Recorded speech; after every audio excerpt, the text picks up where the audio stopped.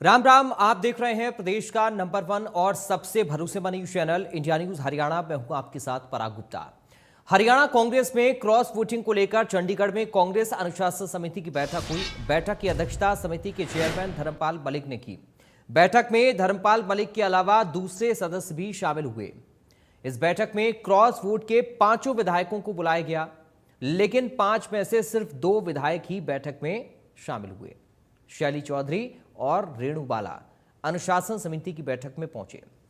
कांग्रेस की अनुशासनात्मक समिति की बैठक के बाद चेयरमैन धर्मपाल मलिक ने कहा कि 5 में से 2 विधायक पेश हुए हैं और 3 नहीं आए, मगर हमने रिपोर्ट बना ली है, जिसे आलाकमान को आगे की कार्रवाई के लिए अब भेजा जाएगा।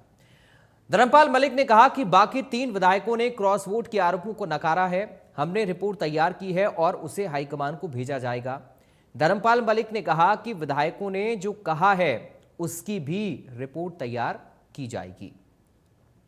वहीं क्रॉस वोट के आरोपी दोनों विधायक शैली चौधरी और रेणु बाला ने आरोपों को नकारते हुए कहा कि हमने समिति को बता दिया है कि हमने कोई क्रॉस वोट नहीं किया है। वहीं नेता विपक्ष भूपेंद्र हुड्डा ने क्रॉस वोट के आरोपी विधायकों पर बोलते हुए कहा कि क्रॉस वोट करने वाले विधायकों को इस्तीफा दे देना चाहिए। वहीं हरियाणा कांग्रेस अध्यक्ष राव नरेंद्र ने क्रॉस वोट पर बोलते हुए कहा कि बीजेपी ने हमारे विधायकों को पद और पैसे का लालच दिया।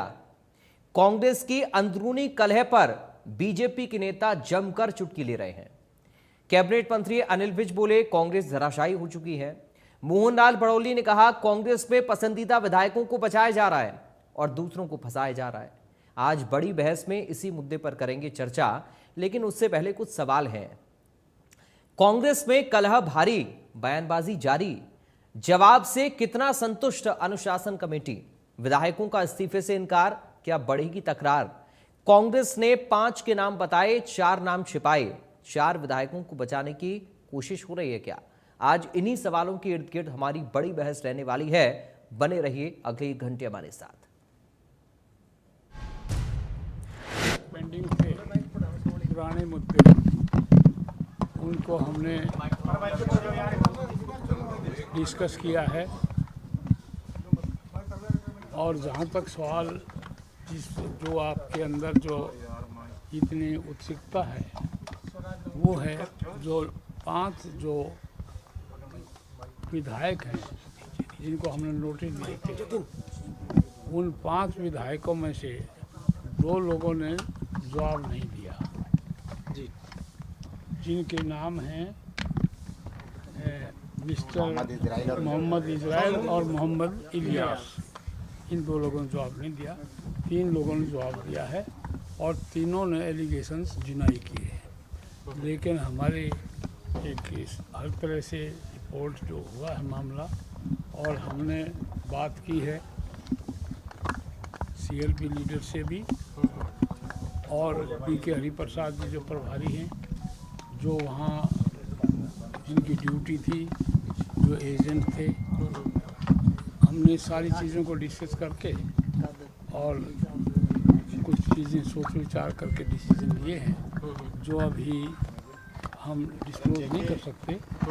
वो पार्टी हाईकमांड को भेज देंगे। अपना पक्ष रख दिया, जो हमने वोट दिए, जो उन्होंने पूछा हमने जवाब दिया। क्या जवाब था? पहले रख चुकी है, जो कह चुके हैं कि हमने वोट दिए, वही उनके सामने रख दिया।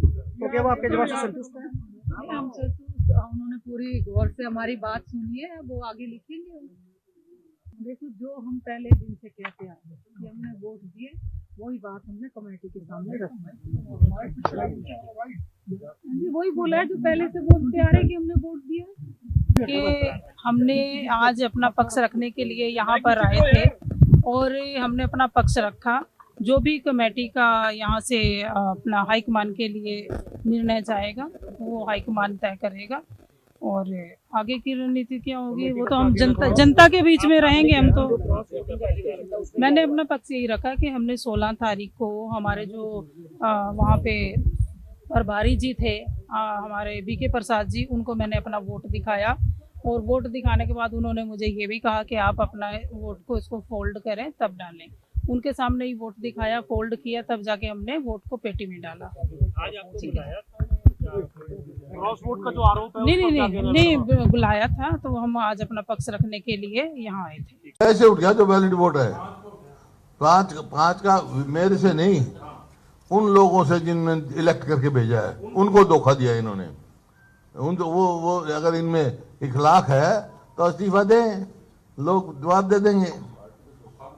पार्टी को धोखा दिया, उन लोगों को धोखा दिया जिन्होंने इलेक्ट किया। मेरा क्या व्यक्ति का बात थोड़ा ही है। नहीं, कांग्रेस तो संभल गई। कांग्रेस तो इस बात खुशी मना रही है कि हमने भारतीय जनता पार्टी की लाख कोशिश के बावजूद जो उन्होंने प्रलोभन दिए, जो उन्होंने दबाव डाला, उन सब के बावजूद हमारा उम्मीदवार जो एक साधारण परिवार से, एससी समाज से, दलित समाज से, जिसको मौका दिया हमारे नेता आदरणीय राहुल गांधी जी ने, आदरणीय खड़गे साहब ने, देश की सबसे बड़ी पंचायत में पहुंचाने का, वो हमारे बहादुर ईमानदार विधायकों के माध्यम से चुनाव जीते हैं। भारतीय जनता पार्टी का घिनौना खेल आपके सामने आया, आपने देखा। 2 सीटें थी, आराम से 1 सीट बीजेपी जीतती, 1 कांग्रेस जीतती, लेकिन किस तरह से भारतीय जनता पार्टी ने धन बल के ऊपर बाहुबली व्यक्तियों को मुकाबले में खड़ा करके इस चुनाव को खराब करने की कोशिश की। मैं कहूँगा लोकतंत्र की हत्या करने की कोशिश की, जिसका सभी लोगों ने निंदा किया। पूरे हरियाणा ही नहीं, अपितु पूरे देश में इस बात के लेकर के भारतीय जनता पार्टी की आलोचना हो रही है। जो कांग्रेस के विधायक है और जो वो कह रहे हैं वो सच कह रहे हैं, लेकिन जो कांग्रेस के नेता है वो उनके साथ राजनीति कर रहे हैं। और जिस विधायक ने क्रॉस वोट किया उसको बचाने के प्रयास में इनको बलि का बकरा बनाया जा रहा है। और ये कांग्रेस की पसंद नापसंद का खेल है, ये आपसी नेताओं की लड़ाई है और एक दूसरे के विधायकों को लपेटने के चक्कर में है। इससे दूसरी कोई बात नहीं है। और जिन विधायकों ने वोट दिया वो दिखा के दिया है, दिखा के देने के बाद भी इस प्रकार की जो बात आती है, कांग्रेस के लिए शर्म की बात है। देखो, राज्यसभा के चुनाव में कांग्रेस की पोल खुल चुकी है और कांग्रेस धाराशायी हो गई है। और कांग्रेस अब पार्टी नहीं है, कांग्रेस के धड़े हैं और धड़े लगातार वर्चस्व की लड़ाई लड़ते रहे। चलिए, हमारे साथ कुछ खास मेहमान जुड़ गए हैं, आपका परिचय करा दें। विधु रावल हैं बीजेपी से प्रवक्ता। विधु रावल जी, आपका स्वागत है।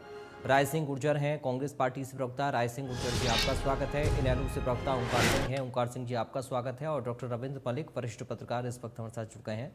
रविंद्र मलिक जी, आपका स्वागत है। रविंद्र मलिक जी, शुरुआत आपके साथ ही कर रहा हूँ। क्या समझ पा रहे हैं सर पूरे मामले से? पहला इलेक्शन सर आपका। सबसे बड़ा जो घटनाक्रम ये रहा कि जो कांग्रेस की जैसे अनुशासन कमेटी की बैठक हुई, उससे पहले जो कांग्रेस के जो 2 विधायक जिनके ऊपर आरोप हैं कि उन्होंने क्रॉस वोटिंग की है, और इससे थोड़ी देर पहले भूपेंद्र सिंह हुड्डा की प्रेस कॉन्फ्रेंस यानी कि मीडिया से मिलना था, इस मामले पर उनसे चर्चा की गई। तो उन्होंने कहा कि जो बागी हैं या जिन्होंने क्रॉस वोटिंग की है, पार्टी के खिलाफ सख्त कार्रवाई करें और पार्टी को ऐसा करना चाहिए। उसके बाद ये बैठक हुई थी और बैठक से ठीक पहले एक जो शैली चौधरी का मीडिया में बयान आया और वो कांग्रेस हेडक्वार्टर सेक्टर 9 चंडीगढ़ पहुंची हुई थी। तो उसमें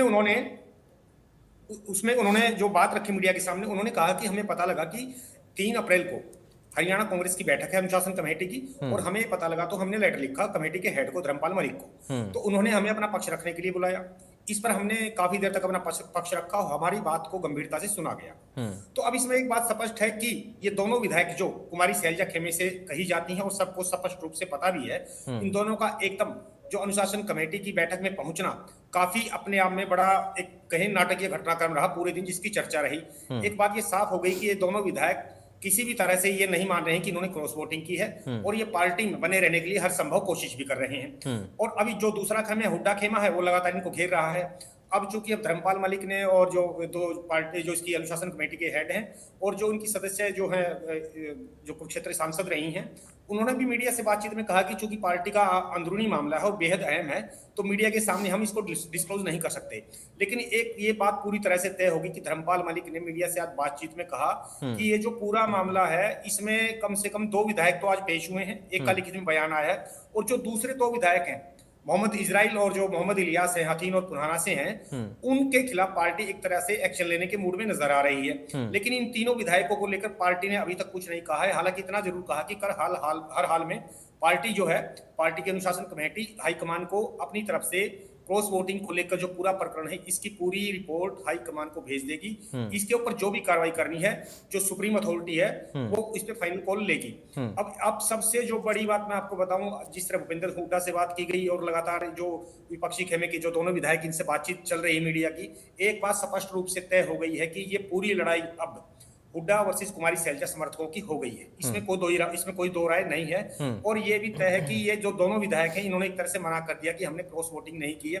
अब सबसे बड़ी बात, पार्टी अगर निर्णय जो भी या जो अनुशासन कमेटी के हेड हैं और अन्य सदस्य हैं, उन्होंने क्या लिख के भेजा है पार्टी हाईकमान को, फैसला क्या होगा ये गर्भ के भविष्य में कल शाम तक या परसों तक पता लग जाएगा जी। लेकिन अब ये चीजें तय है कि अगर पार्टी ने हाईकमान इनको निकालने का फैसला किया या इनको सस्पेंड किया, तो पार्टी की दिक्कतें तब भी बढ़नी तय है। अगर पार्टी सस्पेंड करती है तब भी पार्टी बने रहेंगे, लेकिन व्हीप की पालना करनी पड़ेगी। इसके अलावा पार्टी निकालती है तो तब भी विधायक रहेंगे जी। और अगर ये इस्तीफा नहीं देते तो एक तरह से कहें, आप किसी पहलू पर चले जाएं, कांग्रेस के लिए ये इस पूरे प्रकरण में चीजें आसान नहीं है। और दूसरी तरफ भाजपा लगातार, वो चाहे उसमें अनिल विज हो या प्रदेश अध्यक्ष बड़ोली हो, सब लगातार कह रहे हैं कि कांग्रेस एक डिवाइडेड हाउस है। फिर तो सर ये कह सकते हैं कि कांग्रेस मलिक साहब रिपोर्ट भेज दें, आला कमान कुछ भी फैसला दे, फर्क तो कुछ पड़ने वाला नहीं है। हाँ, अब देखिए फर्क तो उसमें है ये, अब जिस तरह दोनों विधायकों ने आज पूरी तरह से करीब आधा पौना घंटा पक्ष रखा, मीडिया से खुलकर बातचीत की, इतना तो परागी तय हो ही गया है कि दोनों विधायक ये बिल्कुल पूरी तरह से इन्होंने एक तरह से कमर कस ली है कि पार्टी ना तो पार्टी से जाएंगे, चाहे कोई कितनी कुछ कर ले, चाहे आरोप इनके सच्चे हैं झूठे हैं, ठीक है। ये नहीं, यानी दोनों विधायक ये कह रही थी आज, चूंकि बाइट भी उन्होंने दी, ये कह रही थी कि कुल मिलाकर ये उनका मतलब है कि हम पार्टी में रहेंगे और अपने ऊपर जो अन्याय हो रहा है उसको सहेंगे नहीं। क्यों राय सिंह जी? एक बयान बताऊं आपको, रेणु बाला का, जो उनसे आज मैंने पूछा। हेलो, हाँ बोलिए, आपकी आवाज आ रही है सर। मैंने शाम को जो बैठक थी तो मैंने रेणु बाला से एक सवाल पूछा, मैडम ये आपके ऊपर जो आरोप हैं ये किस हद तक है? क्या नेता प्रतिपक्ष आपके प्रति कोई राजनीतिक रंजिश या इस तरह कुछ मामला है, या निपटाना चाह रहे हैं, या क्या मामला है ये? तो रेणु बाला ने स्पष्ट तौर पे कहा कि भूपेंद्र हुड्डा तो कईयों को निपटा चुके हैं और पता नहीं अब कितनों को निपटाएंगे। तो एक तरह से उन्होंने स्पष्ट रूप से नेता प्रतिपक्ष पर खुलकर हमला बोला। और इसमें दोनों जो विधायक हैं, एक तरह से एक दोनों की रणनीति करीब एक जैसी है, और चूंकि दोनों एक खेमे से संबंध रखती हैं, तो ये लड़ाई अब एक तरह से हुड्डा वर्सेस सैलजा नजर आ रही है। मैं आपको बताऊं। ठीक है सर। राय सिंह जी बताइए, प्रत्याशी भी आपका जीत गया, लेकिन सिर्फ फटौगल भी खत्म नहीं हो रहा है, अब लग रहा है कि मामला और बढ़ गया है, क्यों? देखिए गोयल साहब, जिस प्रकार हम सब ने राज्यसभा चुनाव के अंदर देखा है कि जिस दिन मतदान हुआ और भाजपा के 2 उम्मीदवार जो चुनाव मैदान में थे, उनमें से एक की हार हुई और एक की जीत हुई, और कांग्रेस के उस वंचित, अब आप दो कह रहे हैं, अभी विदु रावल जी पलटकर कहेंगे एक निर्दलीय था। नहीं, आप मुझे बोलने देंगे या विदु रावल को बुलवा लो, पहले आप दोनों सलाह करो। आप बोलिए सर, बोलिए, लेकिन मेरे भी सवाल का जवाब दीजिएगा प्लीज। आप बीच में अगर टोका टोकी करेंगे तो 1 to 1 हो जाएगा। नहीं सर, ऐसा तो नहीं हो सकता ना कि आप लगातार बोले, मैं सवाल ही ना पूछूं बीच में। आप बोलिए, मुझे जरूरी लगेगा तो मैं पूछूंगा सर। अब आप होगे ना भाई साहब, मेरी बात सुनिए। आपके सवाल 3 स्क्रीन पे आ चुके हैं। मैंने नेताओं के बयान बीजेपी के सुने हैं, अपने मित्र जो प्रवक्ता, ये हमारे जो विश्लेषक थे, इसके सुने हैं। उसके बाद अगर आप मुझे बोलने देंगे तो ठीक है, नहीं आप मुझे बताओ क्या बोलिए। हम बड़ी तसल्ली से आपको सुन रहे हैं।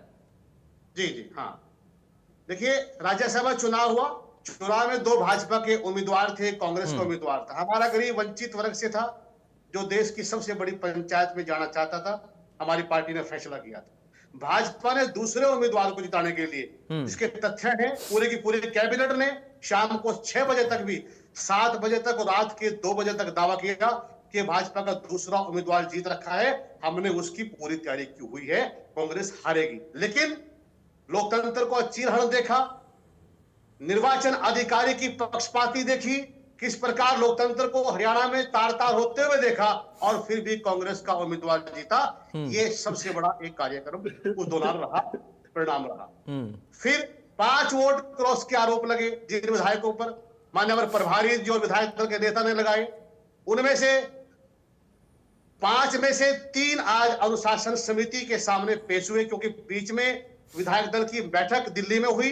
दिल्ली में फैसला किया गया कि अनुशासन समिति की बैठक होगी और विधायक अपना पक्ष रखेंगे। आज वो दिन था। अनुशासन समिति के चेयरमैन की अध्यक्षता में जो 5 सदस्यीय हमारी कमेटी है उसकी मीटिंग हुई और उसमें 2 विधायकों ने कहा कि हमने क्रॉस वोटिंग नहीं की, हमने पार्टी के हक में वोट दिया है। उनकी बात को हमारे अध्यक्ष जी ने बड़े ध्यान से सुना, बात उनके पास पहुंच गई। दूसरा आरोप लगाया गया कि भाई विधायक दल के नेता कह रहे हैं कि इनको इस्तीफा देकर चुनाव लड़ना चाहिए। ये भी बात सामने आ रही है, मैं मानता हूं। तीसरी बात, जिस प्रकार की पूरी प्रक्रिया पूरा माहौल राजनीतिक रूप से हरियाणा का वर्तमान में है, तो हमने कहा था कि हमारी पार्टी लोकतांत्रिक व्यवस्था में विश्वास रखती है। किसी भी प्रकार की अनुशासनात्मक कार्रवाई करने से पहले सम्मानित विधायकों के विचार लिए जाएंगे। उनके 2 के विचार आए हैं, 3 के अभी नहीं आए। उन 3 में से भी 2 ने मुख्यमंत्री ऑफिस में पहुंचकर भाजपा के एजेंडे में शामिल होकर जो उन्होंने पार्टी के खिलाफ कार्य किया है उसका समर्थन भी कर दिया कि हमने पार्टी के खिलाफ वोट दी है। बचे जरनैल सिंह जी रतिया से, उनका भी पक्ष अभी आना है। क्या वो सीधे अनुशासन समिति को रिपोर्ट करेंगे या कल कोई अपना वक्तव्य देंगे, वो अभी पार्टी के सामने आना है। बिल्कुल साफ है, पार्टी अनुशासनात्मक तरीके से कार्रवाई करेगी जो आप सबके सामने होगा। अब आप अपना प्रश्न कीजिए। उससे पहले एक लाइन की बात मैं कह देता हूं। अनिल विज जी एक हताशा में है, वो अपनी कुर्सी बचाना चाहते हैं, बार बार बयान देते हैं कि कहीं मंत्रिमंडल का जो उनका स्थान है प्रद अवस्था में खोया ना जाए, बचाना चाहते हैं। और बड़ौली साहब को ये नहीं पता कि उनके ऊपर आरोप जो लगे थे हिमाचल के अंदर, किस प्रकार की उनकी हताशा है कि क्या उन्हें दोबारा प्रदेश का अध्यक्ष बनाया जाएगा। वो सब जो बातें पार्टी के खिलाफ कर रहे हैं, बचाना चाहते हैं। तो अगर उन्हें इस बात का पता है कि दूसरे व्यक्ति जो हमारे कांग्रेस के विधायक थे ये नहीं थे, तो और थे, तो वो नाम बताएं कि वो 3 कौन थे। अगर बड़ौली साहब नैतिकता में विश्वास रखते हैं, राजनीति में बड़ी बात को कहने के बाद मुकरते नहीं, भागते नहीं है। ठीक है, चलिए। मैं विदु रावल जी बड़ी तेज हंस रहे थे सर, मुझे हंसी की आवाज भी आ रही थी। बताइए इतना तेज कौन हंसता है? तो हंसने की आदत है। चलिए अब पहुंच जाते हैं उनके पास पहुंच जाते हैं। उनकी आदत है, ठीक है, उनकी इसी आदत की वजह से उनकी हंसी का पात्र खुद हो जाते हैं। चलिए ठीक है सर, माहौल हंसनुमा रहना चाहिए, माहौल खुशनुमा रहना चाहिए। चर्चा का गर्मा गर्मी हमेशा ठीक नहीं होती है। चलिए विदु रावल जी कैसे देखें सर टोटल? मैं तो चाहूंगा कि आप 9 जो वोट हैं उनका ही एनालिसिस करें आप अपनी नजर में, क्योंकि आरोप तो आप ही के ऊपर हैं। और राय सिंह जी ने कह दिया कि देखिए 2 विधायक तो पहुंच गए थे, उन्होंने ये बता दिया कि कैसे आप लोगों के साथ थे वो। विदु रावल जी। प्राग जी आपको नमस्कार, और आपके माध्यम से इंडिया न्यूज देख रहे सभी दर्शकों को। हमारे साथी पैनलिस्ट आज बड़े गुस्से में हैं, मेरे बड़े भाई हैं राय सिंह गुर्जर जी और डॉक्टर रविंदर मलिक, उनको भी नमस्ते। मैं उम्मीद कर रहा हूँ मेरी आवाज ठीक ठाक आ रही है आपके पास। देखिए हंस रहा है, पूरा देश हंस रहा है इन लोगों पर। देश हंसना ही चाहता था, देश ने इन लोगों को झेला है, दशकों तक झेला है। मुझे याद आया जब आपने ये हंसले पर सवाल खड़ा किया तो मुझे याद आया अटल जी ने 1999 में, जब अप्रैल 1999 में जो 1 वोट से सरकार गिर गई थी, उस समय अटल जी ने 2 बड़े महत्वपूर्ण जो है उनकी स्टेटमेंट्स थी। उस समय क्या था कि कांग्रेस के एक जो सांसद थे गिरधर गमांग जो है 6 महीने पहले उड़ीसा के मुख्यमंत्री बन चुके थे, लेकिन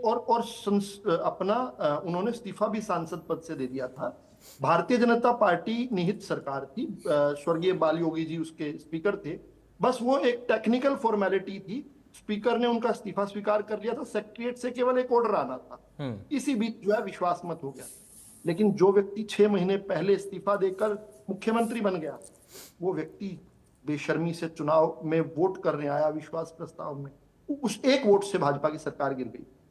और उस समय अटल जी ने 2 जो है बातें कही थी। उन्होंने कहा था, एक बात तो बहुत मशहूर हुई थी, खूब चलती है, कि मंडी में बिकने के लिए सामान बहुत था लेकिन खरीदार नहीं मिला। एक बात और उन्होंने कही थी जो हम सब लोगों के दिल में घर कर गई थी। उस दिन अटल जी ने कहा था कि आज कांग्रेस ये मक्कारी करके हंस रही है, एक दिन ऐसा आएगा पूरा देश कांग्रेस पर हंसेगा। अटल जी की भविष्यवाणी आज सच होती दिख रही है।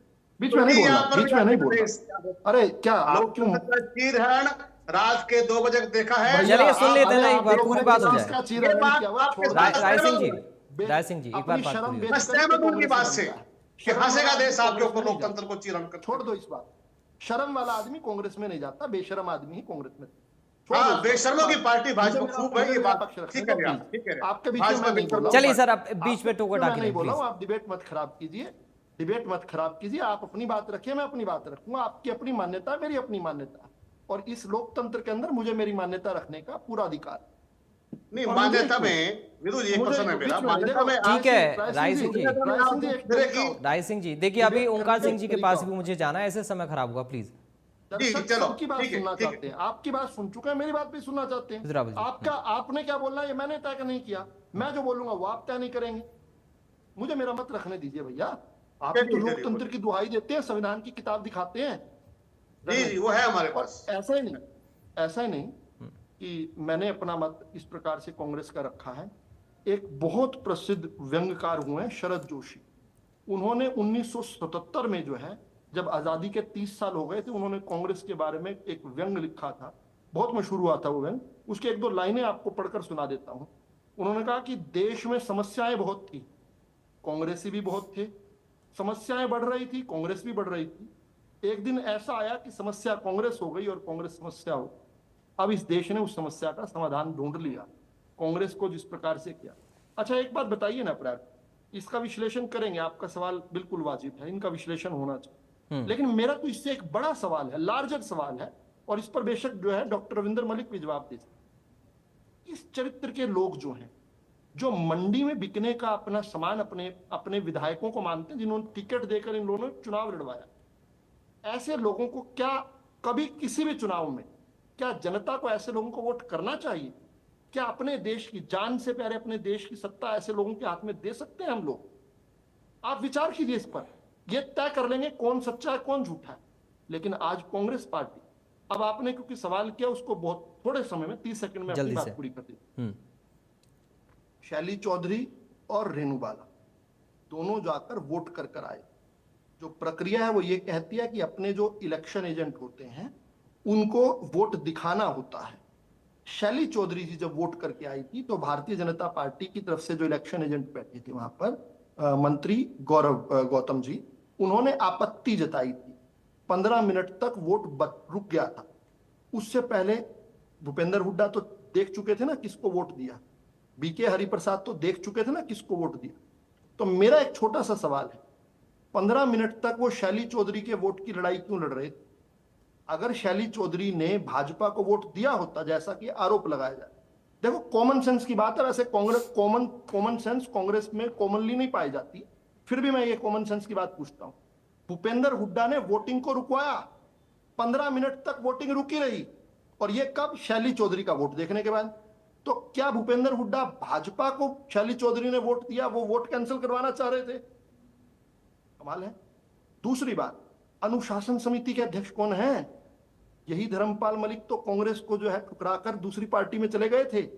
और कांग्रेस के प्रदेश अध्यक्ष कौन है जो दूसरी पार्टी के अंदर से चुनकर विधायक बने और सभी अनुशासन को धत्ता बताकर, और बल्कि कानून को धत्ता बताकर, उन्होंने अपनी पार्टी से गद्दारी करके कांग्रेस ज्वाइन की थी, जिसको बाद में हरियाणा और पंजाब के हाई कोर्ट ने वर्ड यूज किया था इलिसिट गवर्नमेंट। जो 2009 से 2014 तक कांग्रेस की सरकार थी, उसको नाजायज सरकार मैंने नहीं, रविंद्र मलिक जी ने नहीं, Punjab and Haryana high court की टिप्पणी है that was an illicit government.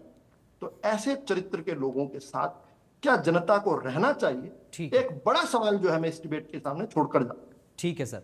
ओंकार सिंह जी, शैली चौधरी और दूसरी विधायक भी रेणु बाला ये कह रही हैं कि हमने, और उन्होंने बाकायदा मीडिया के सामने आके बयान भी दिया कि हमने अपनी बात रख दी है और हमने वोट कांग्रेस को ही दिया है और दिखाकर दिया था बीके हरिप्रसाद को, ये उन्होंने कहा, ये उनका बयान है। 3 विधायक पेश नहीं हुए हैं और ये भी आरोप लग रहे हैं कि हुड्डा साहब अपने लोगों को बचा रहे हैं और कुछ नामों को छुपाया भी जा रहा है। कैसे इस पूरे सिनेरियो को आप देख पा रहे हैं? इनेलो इसको कैसे देख रही है? पराग जी, इस राज्यसभा के चुनाव ने हरियाणा की इज्जत को भी तार तार किया। पूरे देश में चुनाव हुए, सिर्फ हरियाणा में ही ऐसी व्यवस्था क्यों हुई? देखिए, हम कहते हैं रिश्वत लेने वाला और देने वाला दोनों गुनाहगार हैं।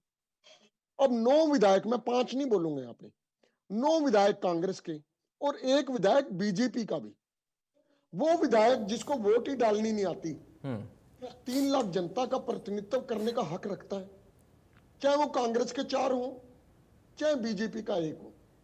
सबसे पहले तो जनता के सामने ये 10 के 10 नाम आने जरूरी हैं, ताकि जनता भी तो निर्णय ले सके कि कौन कौन से विधायक है जिन्होंने इस काम में आहुति डाली। जी, मेरा ये मानना है ये मैच फिक्स था। और फिक्स कैसे था ये आप आकलन करना, मैं तो आंकड़े देता हूं आपको। जी, 5 विधायकों ने क्रॉस किया। अब शैली चौधरी कहती है कि मैंने तो क्रॉस नहीं किया। एक दूसरी विधायक सडोरा की वो भी कहती है कि मैंने क्रॉस नहीं किया। और वोट हमने तो देखा नहीं, आपने भी नहीं देखा, वोट बीजेपी ने भी नहीं देखा, वोट देखा भूपिंदर सिंह हुड्डा और बीके हरिप्रसाद ने। जी, करेक्ट। अब देखिए ये तो वो बता सकते हैं या विधायक। अब दोनों में से एक व्यक्ति तो झूठ बोल रहा है, या तो ये 2 विधायक झूठ बोल रहे हैं या फिर जिसने वोट देखा वो झूठ बोल। अब सच्चाई तो इनको ही पता होगी, ना आपको पता है ना मेरे को पता, क्योंकि वहां तो कोई ऐसी रिकॉर्डिंग भी नहीं जी जिसको चेक कर सके कि ये विधायक झूठ बोल रहे हैं या नेता प्रतिपक्ष झूठ बोल रहे हैं। लेकिन एक बात स्पष्ट है कि कहीं ना कहीं मास्टरमाइंड कोई और है। ये मैच पूरी तरह से फिक्स था, किसी कीमत पे जीतने वाली नहीं थी। ये तो गलती से बीजेपी का एक वोट कैंसिल हो गया। आप सोचिए ना, 0.33 वोट इनके पास पहले फालतू थे। कांग्रेस एक वोट से भी कम वोट से जीती है, 0.66 वोट से जीती है जी। अगर बीजेपी का एक वोट कैंसिल ना होता तो बीजेपी जीतती या कांग्रेस जीतती? तो बीजेपी जीतती। ये तो पता नहीं कांग्रेस के कर्म अच्छे थे या कर्मवीर बोध जी जो वंचित समाज से आते हैं, हम भी चाहते थे वही बने, और लोकतंत्र का तकाजा भी यही। वोट तो आपने सर किया नहीं, लेकिन आप चाह ही रहे थे बस। मैं बता रहा हूं, मैं आगे सारी बात क्लियर करूंगा। देखिए सबको समय दिया, मैं भी समय मांगा। 37 विधायक कांग्रेस के थे, 48 इनके थे।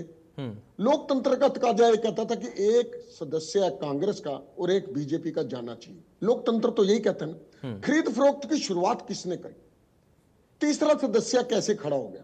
इसीलिए खड़ा हुआ कहीं ना कहीं। ऐसा गलत कह रहे हैं। लोकतंत्र का देखिए इनको बीच में बोलने दीजिए। राग जी सुनिए, मैं नहीं बोला, मैं अपनी राय रख रहा हूँ। चलिए एक बात पूरी हो जाए ओंकार जी की, फिर रावल जी आप जवाब दीजिए। राग जी अगर मेरी राय से कोई इत्तेफाक नहीं रखता अपनी बारी में जो मर्जी बोले। ठीक है, देखिए ठीक है। चौधरी अजय सिंह चौटाला ने क्या बोला कि मनोहर लाल खट्टर जी ने उनको ऑफर किया था और कहा था 9 विधायक मैं आपको देता हूं।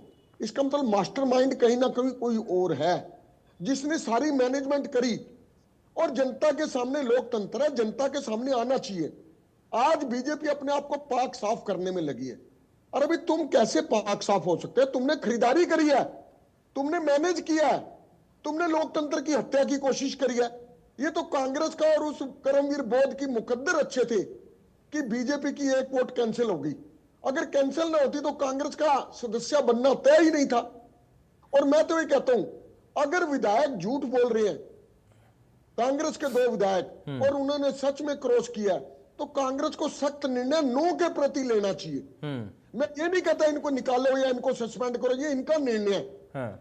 लेकिन आज कांग्रेस हाई नेतृत्व की स्थिति, वो ईमानदारी से काम भी करना चाहे तो उसकी स्थिति बहुत भयानक हो ओंकार चुकी जी है। बीच में एक छोटा सा, वही रविंद्र जी ने जो बात कही थी उसी में एड ऑन आप करिएगा। क्या उन्होंने जो कहा था कि विधायक से जब पूछा गया तो उन्होंने कहा कि हुड्डा साहब ने कितनों को निपटा दिया, कितनों की बारी अभी बाकी है, और दूसरी बात यह कि सबके नाम भी सामने नहीं आ पा रहे हैं, कैसे समझें इसे? फिर देखिए मैं उस पर भी आ जाता हूं। आज कांग्रेस के उच्च नेतृत्व की स्थिति उस सांप के जैसी होगी जिसमें कोड किरली हो चुकी। अगर वो इनको बाहर निकालते हैं, खुद निकालते तो विधायक बने रहेंगे। इनकी विधायकी नहीं जाएगी। अपने आप ये जाने वाले नहीं है। अपने वाला आप हो सकता है एक मोहम्मद इसराइल और दूसरे मोहम्मद जो है वो जा सकते हैं, बाकी ये 3 अपने आप जाने वाले नहीं है। हाँ, आपने एक बात कही कि शैली चौधरी ने कहा हुड्डा साहब ने कितनों को निपटा दिया और कितनों को निपटाएंगे।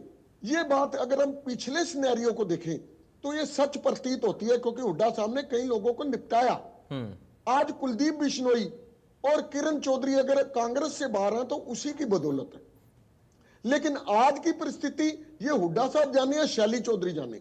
मैंने एक बात अपनी डिबेट शुरू करते ही करी थी। मैंने कहा था कोई ना कोई मास्टरमाइंड है, और है, पक्का है। वो मास्टरमाइंड हमारा शक तो क्लियर करता कि है वो।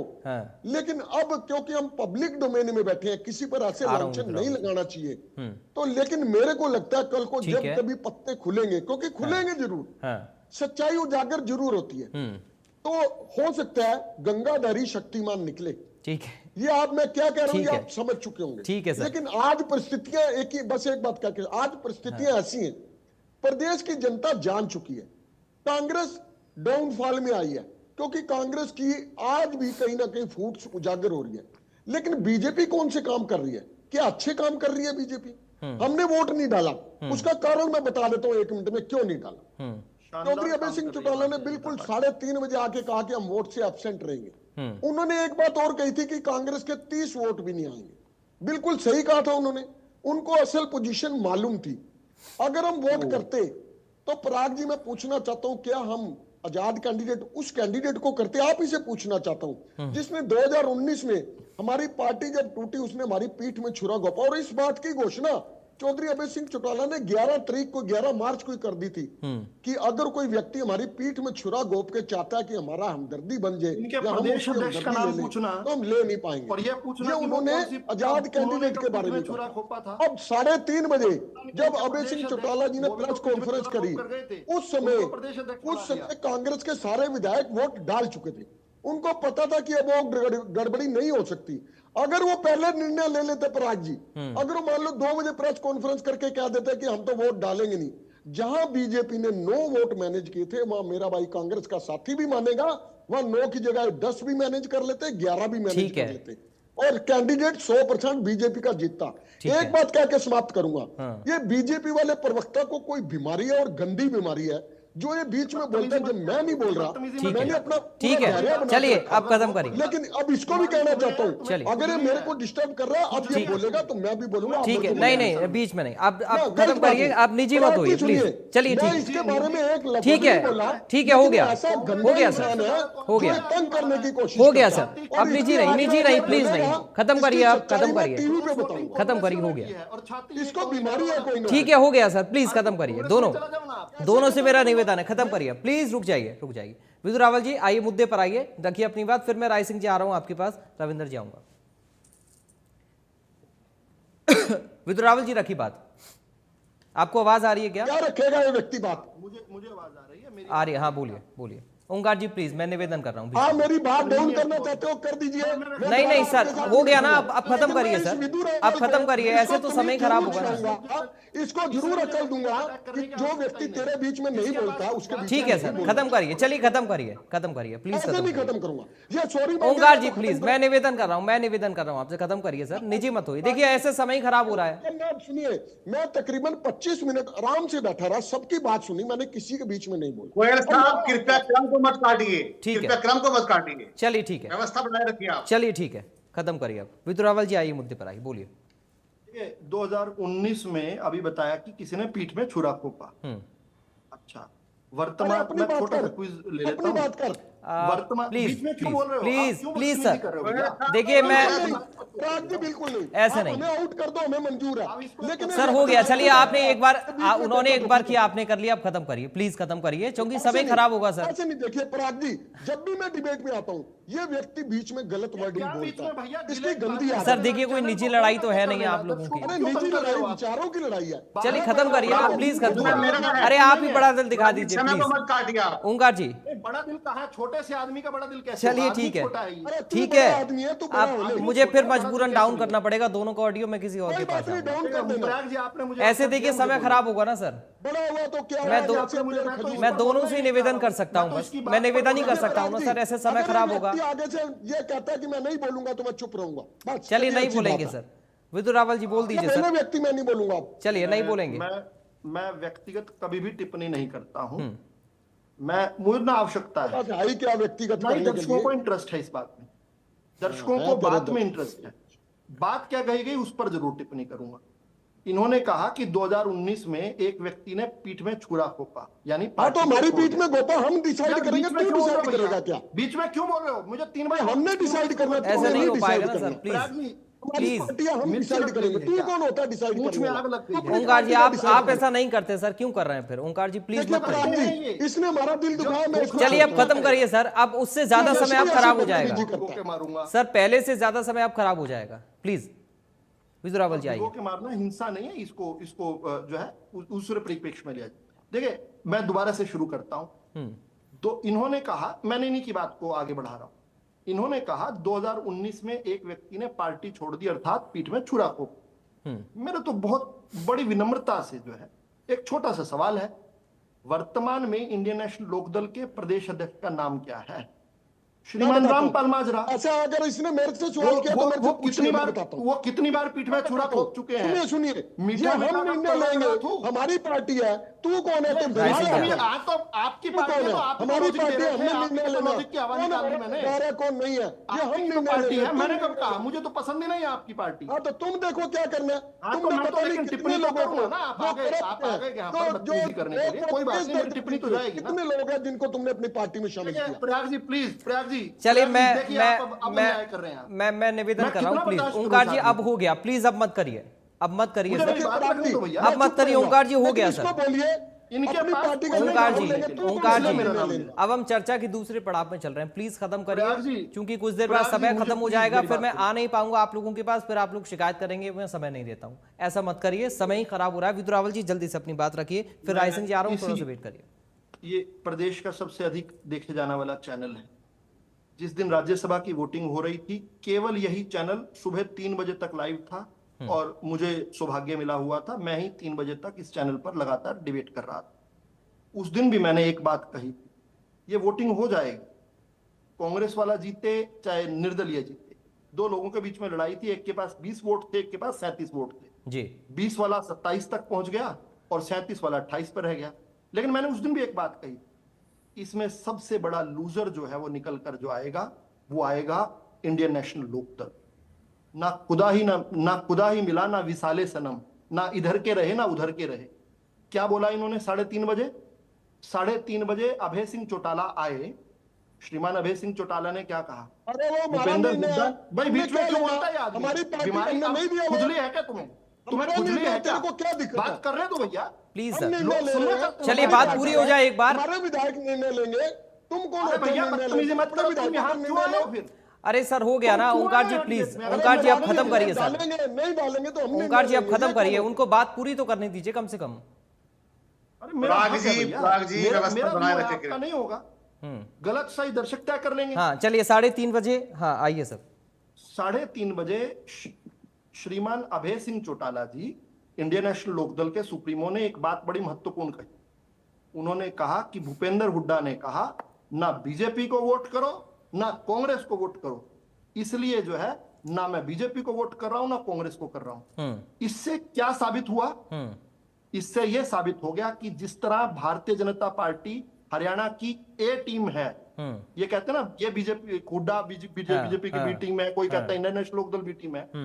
एक चीज और निश्चित हो गई, परमानेंट ए टीम बीजेपी है और परमानेंट बी टीम जो है खुद भूपेंद्र हुड्डा के कहने पर वोट ना करने का निर्णय लेने वाले अभय सिंह चौटाला ने स्वीकार किया कि परमानेंट बी टीम जो है इंडियन नेशनल लोकदल है। ठीक है, सबसे बड़े बैड लूजर्स के तौर पर निकल कर आए। ठीक है, अगर इन्हें पता होता कि इतने बड़ी मात्रा में क्रॉस वोटिंग हो रही है, ये निश्चित तौर पर क्रेडिट लेने के लिए बीच में कूदते। लेकिन घनी सियाणी, हरियाणा में एक कहावत है, कह बात पूरी करता हूं, हरियाणवी में कहते हैं घनी सियाणी 2 बार पोवे भूखी सोवे। ये ज्यादा सियाणे, इसलिए ये जो है अपने सियाणपंथी में जो है आज पूरे हरियाणा कह रहा है कि हरियाणा का पप्पू कौन है। छोड़ देता हूं मैं। ठीक है सर, चलिए राय सिंह जी अब बताइए, नाम सामने आने चाहिए या नहीं आने चाहिए? देखिए प्राग साहब, बात बड़ी साफ है। पहले तो मैं अपने मित्र जो भाजपा प्रवक्ता है विदुर रावल जी, एक सुलझे हुए प्रवक्ता है, मैं उनसे प्रार्थना करता हूं कि कम से कम सम्मान जो है ओंकार साहब का बढ़ा के रखें। व्यक्तिगत रूप से आप इस प्रकार से ना जाइए तो अच्छा रहेगा। दूसरी बात, विदुर रावल जी ने कुछ बातें रखी हैं। उन्होंने अटल जी की हंसी तो याद आई, उन्होंने हंसी पर कुछ पुरानी रचनाओं, उनके लेखों की बात करी। आजकल एक पूरी दुनिया में महामानव विश्व गुरु की हंसी बड़ी चर्चा में है, उसको भी याद कर लिया करो। उसकी प्रेरणा लेकर आप अनावश्यक हंसना और मजाक करवाना छोड़ दो कृपया, ये मेरी आपसे सुझाव। दूसरी बात, ये हरियाणा के हमारे कांग्रेस के अध्यक्ष के बारे में बात कर रहे थे, क्या इन्हें अपने बीजेपी के अध्यक्ष के चरित्र के बारे में नहीं पता है?